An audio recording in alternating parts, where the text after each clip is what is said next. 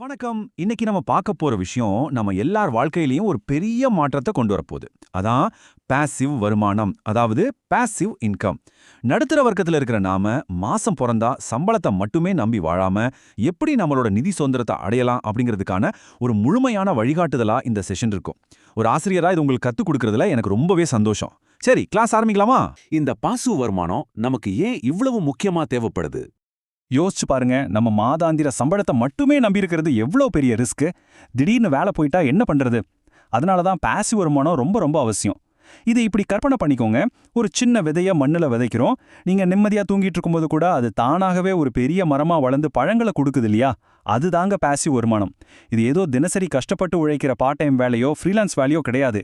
ஒரு தடவை நீங்க சரியான சிஸ்டத்தை உருவாக்கிட்டீங்கன்னா நீங்க நேரடியா வேலை செய்யாதப்போ கூட உங்களுக்கு வருமானம் வந்துகிட்டே இருக்கணும். அதுதான் இதோட பியூட்டி. சரி, அடுத்தபடியா நம்மளோட 2வது பகுதிக்கு வருவோம். டிஜிட்டல் திறன்கள் மற்றும் சேவைகள். ஒரு வீடியோ கேம்ல எப்படி ஒவ்வொரு ஸ்டெப்பா நம்ம லெவலப் ஆவோமோ அதே மாதிரி தாங்க நம்ம திறன்களையும் நம்ம வளர்த்துக்கணும்.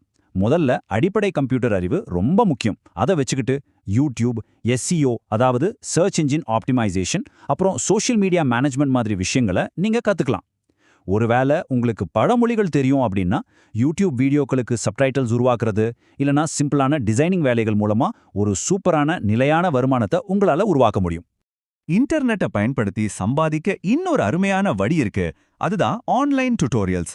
உங்களுக்கு மத்தங்களுக்கு சொல்லிக் கொடுக்கறதுல ஆர்வம் இருந்தா இது ஒரு பொன்னான வாய்ப்புன்னே சொல்லலாம். கணிதம், இயற்பியல், வேதியியல், சமூக அறிவியல் மாதிரி முக்கியமான பாடங்களை ஆன்லைன் பிளாட்ஃபார்ம்ல நீங்க சொல்லிக் கொடுக்கலாம். இதுல கவனிக்க வேண்டிய விஷயம் என்னன்னா, நீங்க ஒரு முறை தான் வீடியோவோ இல்ல கோர்ஸோ ரெடி பண்ண போறீங்க. ஆனா அது பல வருஷங்களுக்கு உங்களுக்கு தொடர்ந்து பாசிவ் வருமானத்தை கொடுத்துக்கிட்டே இருக்கும். செம்ம ஐடியா இல்ல? இப்ப நாம 3வது பகுதிக்கு வந்திருக்கோம். அதுதான் சொத்துக்களை வாடகைக்கு விடுதல். இங்க ஒரு விஷயத்தை நான் உங்களுக்கு ரொம்ப தெளிவா புரிய வைக்க விரும்புறேன். நிறைய பேர் என்ன நினைக்கிறாங்கன்னா, தினமும் சமையல் செஞ்சு கொடுக்கறது, கேட்டரிங் இல்லனா IT கம்பெனிகளுக்கு ஸ்நாக்ஸ் செஞ்சு கொடுக்கறது எல்லாம் பாசிவ் வருமானம்னு நினைச்சுக்கிறாங்க. ஆனா அது முற்றிலுமா தப்பு. பெரிய அளவுல ஆட்களை வச்சு மார்க்கெட்டிங் பண்ணி நடத்தின ஒழிய கேட்டரிங் அப்படிங்கிறது உங்களுடைய தினசரி உழைப்பை எதிர்பார்க்கிற ஒரு ஆக்டிவ் வருமானம் தாங்க. உண்மையான பாசிவ் வருமானம்னா என்ன தெரியுமா? அது நம்ம கிட்ட இருக்கிற சொத்துக்களை வாடகைக்கு விடுறது தான். உண்மையான சொத்து வாடகைக்கு சில அட்டகாசமான உதாரணங்கள் சொல்றேன், கேளுங்க.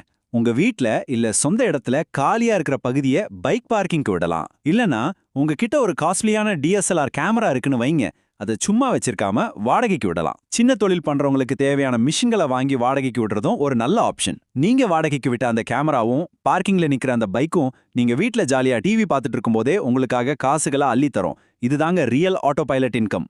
சரி, அடுத்ததா நம்ம பாடத்திட்டத்தோட 4வது பகுதி, முதலீட்டு திட்டங்கள்.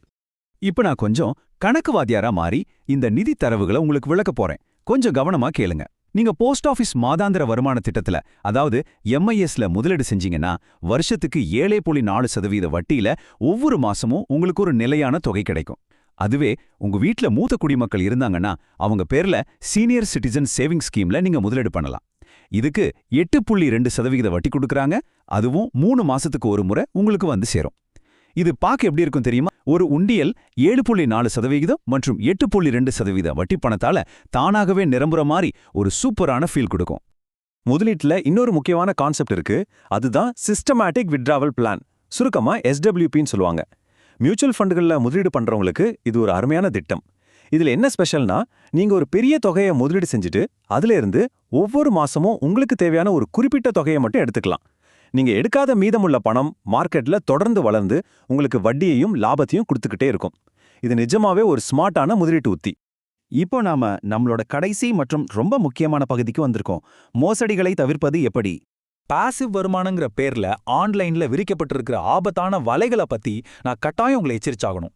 தினமும் பணம் தர்றோம்னு சொல்ற மொபைல் ஆப்ஸ், ஹோட்டல்களுக்கு 5 ஸ்டார் ரேட்டிங் கொடுத்தா பணம்னு வர்ற மெசேஜ்கள், எங்க வாட்ஸ்அப் குரூப்ல சேருங்க பல மடங்கு லாபம் தர்றோம்னு கூப்பிடுற கும்பல்கள், அப்புறம் இந்த போலி டேட்டா என்ட்ரி வேலைகள், இது எல்லாமே உங்களை ஏமாத்துறதுக்காகவே உருவாக்கப்பட்ட வலைகள். இவங்க கிட்ட முதலீடுங்கிற பேர்ல ₹1 கூட கொடுத்து ஏமாந்துறாதீங்க.